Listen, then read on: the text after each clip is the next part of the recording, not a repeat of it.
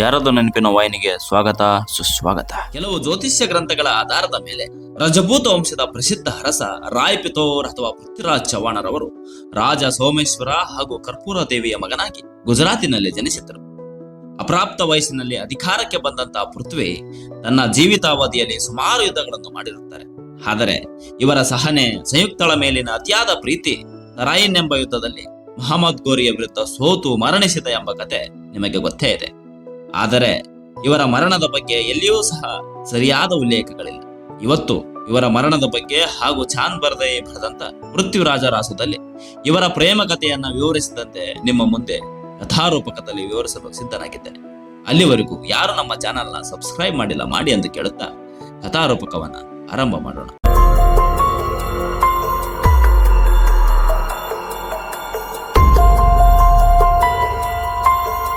ಅದು 1191 ಕಾಲ. ಮಹಮ್ಮದ್ ಗೋರಿಯು ಸಾಮ್ರಾಜ್ಯದ ವಿಸ್ತರಣೆ ಹಾಗೂ ಸಂಪತ್ತಿನ ಲೂಟಿಗಾಗಿ ಭಾರತದ ಮೇಲೆ ದಂಡೆತ್ತಿ ಬಂದನು. ಇದರ ಮಾಹಿತಿ ತಿಳಿದ ರಜಪೂತರು ಒಗ್ಗೂಡಿದರು. ದೆಹಲಿ ಹಾಗೂ ಅಜ್ಮೀರವನ್ನು ಆಳುತ್ತಿದ್ದ ಪೃಥ್ವಿರಾಜ್ ಚವ್ಹಾಣ್ ಮಹಮ್ಮದಿಯರ ಏಳಿಗೆಯನ್ನು ಸಹಿಸದೆ ಮಹಮ್ಮದ್ ಗೋರಿಯ ವಿರುದ್ಧ ದಂಡೆತ್ತಿ ಕಾನೇಶ್ವರಕ್ಕೆ 14 ಮೈಲು ದೂರವಿರುವ ತರಾಯಿನ್ ಎಂಬ ಪ್ರದೇಶದಲ್ಲಿ ಇವರಿಬ್ಬರ ನಡುವೆ ಭೀಕರ ಯುದ್ಧವಾಗುತ್ತೆ. ಪರಿಸ್ಥಾನ ಪ್ರಕಾರ ರಜಪೂತ ಪಡೆಗಳಲ್ಲಿ 2 ಲಕ್ಷ ಅಶ್ವದಳ, 3,000 ಆನೆಗಳು, ಅನೇಕ ಸಂಖ್ಯೆಯ ಕಾಲ್ದಳ ಸೈನಿಕರು ವೀರಾವೇಶದಿಂದ ಘೋರಿಯ ವಿರುದ್ಧ ಹೋರಾಡಿದರು ಎಂದು ಹೇಳಿದ್ದಾರೆ. ಈ ವ್ಯವಸ್ಥಿತ ದಾಳಿಯಲ್ಲಿ ಮಹಮ್ಮದ್ ಗೋರಿಯ ಸೈನ್ಯ ಧೂಳಿಪಟವಾಯಿತು. ಮಾರಣಾಂತಿಕವಾಗಿ ಪೆಟ್ಟು ತಿಂದ ಘೋರಿಯ ಕುದುರೆ ನೆಲಕ್ಕೆ ಬೀಳುವ ಸಂದರ್ಭ ಎದುರಾದಾಗ ತನ್ನ ಸೈನಿಕನೊಬ್ಬ ಘೋರಿಯನ್ನು ಪಾರು ಮಾಡಲು ಮುಂದಾದಾಗ ಅಷ್ಟರಲ್ಲೇ ಮುತ್ತಿದ ರಜಪೂತ ಪಡೆ ಘೋರಿಯನ್ನ ಬಂಧನ ಮಾಡೇ ಬಿಟ್ಟರು.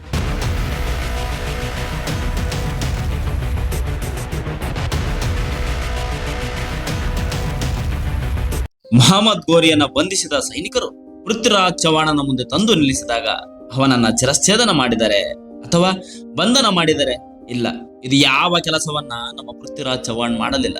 ಯಾಕೆ ಅನ್ನೋ ಪ್ರಶ್ನೆ ನಿಮ್ಮಲ್ಲಿ ಕಾಡುತ್ತೆ ಅಲ್ವಾ? ಯಾಕೆಂದ್ರೆ ಪೃಥ್ವಿರಾಜ್ ಚವ್ಹಾಣ್ ಆಗಾಗಲೇ ಸಂಯುಕ್ತಳ ಪ್ರೇಮದ ಮೋಹದಲ್ಲಿ ಮುಳುಗಿದ್ದ. ಈ ಸಂದರ್ಭದಲ್ಲಿ ಘೋರಿಯನ್ನ ದಂಡಿಸದೆ ನಿನಗೆ ಪ್ರಾಣ ಭಿಕ್ಷೆ ಕೊಡುವೆನೆಂದು ಅವನನ್ನ ಬಿಟ್ಟು ಕಳಿಸಿದ.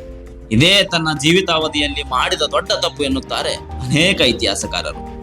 ನಿಮಗೆ ಗೊತ್ತೇ ಇದೆ ಅಲ್ವಾ, ಪ್ರೀತಿ ವಿಚಾರಕ್ಕೆ ಬಂದ್ರೆ ನಮ್ಮ ಸ್ನೇಹಿತರು ಕೂಡ ಹಾಗೆ. ನಮ್ಮ ಪ್ರೇಯಸಿಯೊಂದಿಗೆ ಜಂಗಮವಾಣಿಯಲ್ಲಿ ಮಾತನಾಡುತ್ತಿರುವಾಗ ಗೋಡೆಯನ್ನು ಕೆರೆಯುತ್ತಾ ಇಡೀ ಮನೆಯನ್ನೇ ಬೀಳಿಸಿದ ಕತೆ, ಕಲ್ಲನ್ನು ಎರಡುತ್ತಾ ಇಡೀ ಕೋಟೆಯನ್ನು ಕಟ್ಟಿಸಿದ ಕತೆ, ಈ ರೀತಿಯಾದ ಘಟನೆಗಳು ಸಾಮಾಜಿಕ ವಾಹಿನಿಯಲ್ಲಿ ನೋಡಿದ್ದೀರಿ, ಕಣ್ಣಾರೆ ಕಂಡಿದ್ದೀರಿ. ಅದೇ ರೀತಿ ನಮ್ಮ ಪೃಥ್ವಿರಾಜ್ ಚವ್ಹಾಣನ ಕಥೆಯೂ ಸಹ ಯಾವುದೋ ಮೋಹದಲ್ಲಿ ಗೋರಿಯನ್ನ ಯುದ್ಧದ ನಂತರ ದಂಡಿಸದೆ ಪ್ರಾಣ ಭಿಕ್ಷೆ ನೀಡುತ್ತಾರೆ. ಈ ಒಂದು ವಿಚಾರ ನಿಮಗೆ ನೆನಪಿರಲಿ. ಡಾಕ್ಟರ್ ಈಶ್ವರ್ ಪ್ರಸಾದ್ ಬರೆದಂತೆ ಮುಸ್ಲಿಮರು ಹಿಂದೆಂದೂ ಇಂತಹ ಸೋಲನ್ನ ವಿಧರ್ಮೀಯರ ಕೈಯಲ್ಲಿ ಅನುಭವಿಸಿರಲಿಲ್ಲ ಎಂದು ಹೇಳುತ್ತಾರೆ.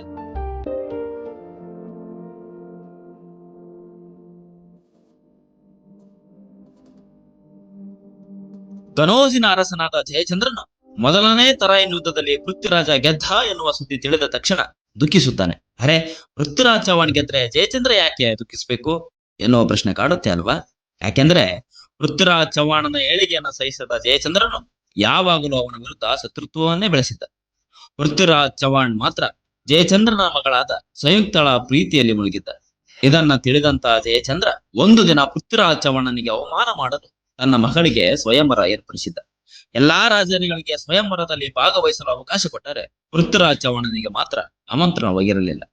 ಇದನ್ನ ತಿಳಿದ ಪೃಥ್ವಿರಾಜ್ ಚವ್ಹಾಣ್ ಮಾರುವೇಷದಲ್ಲಿ ಸ್ವಯಂವರ ನಡೆಯುವ ಸ್ಥಳಕ್ಕೆ ಬಂದ. ರಾಣಿ ಸಂಯುಕ್ತಳು ಎಲ್ಲಾ ರಾಜರನ್ನು ಬಿಟ್ಟು ಪೃಥ್ವಿರಾಜ್ ಚವ್ಹಾಣನ ಮೂರ್ತಿಗೆ ಹಾರ ಹಾಕಿದಳು. ಇದನ್ನ ನೋಡಿದ ಪೃಥ್ವಿರಾಜ್ ಚವ್ಹಾಣ್ ತಡ ಮಾಡದೆ ಸಂಯುಕ್ತಳನ್ನು ಕುದುರೆಯ ಮೇಲೆ ಎತ್ತುಕೊಂಡು ತನ್ನ ರಾಜಧಾನಿಗೆ ಹೊರಟೇ ಬಿಟ್ಟ.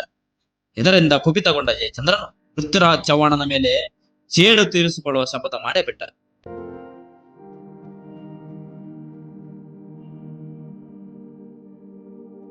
ಅದು 1192 ಕಾಲ.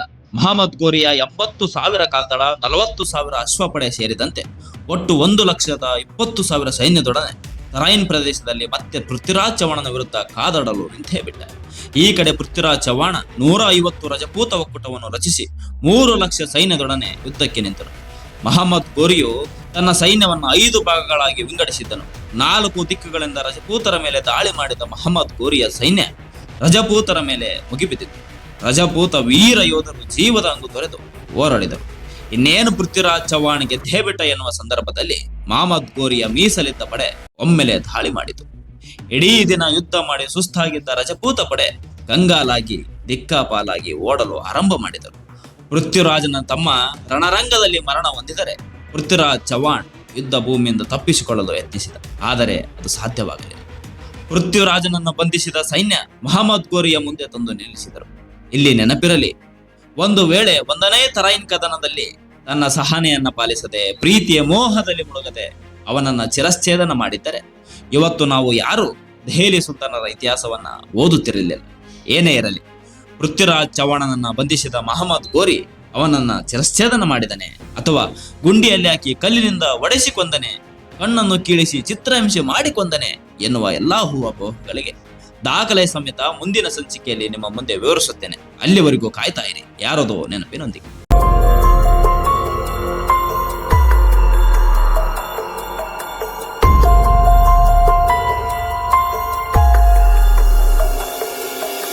ಪೃಥ್ವಿರಾಜ್ ಚವ್ಹಾಣನ ಕಥೆ ನಿಮ್ಗೆ ಇಷ್ಟ ಆಗಿದೆ ಅನ್ಕೊಂಡಿದ್ದೀನಿ. ದಯವಿಟ್ಟು ಈ ವಿಡಿಯೋವನ್ನು ಪ್ರತಿಯೊಬ್ಬರಿಗೂ ಶೇರ್ ಮಾಡಿ. ನಿಮ್ಮ ಈ ಪ್ರೀತಿಯ ಬೆಂಬಲಕ್ಕೆ ನನ್ನ ಹೃದಯಪೂರ್ವಕ ಧನ್ಯವಾದಗಳು.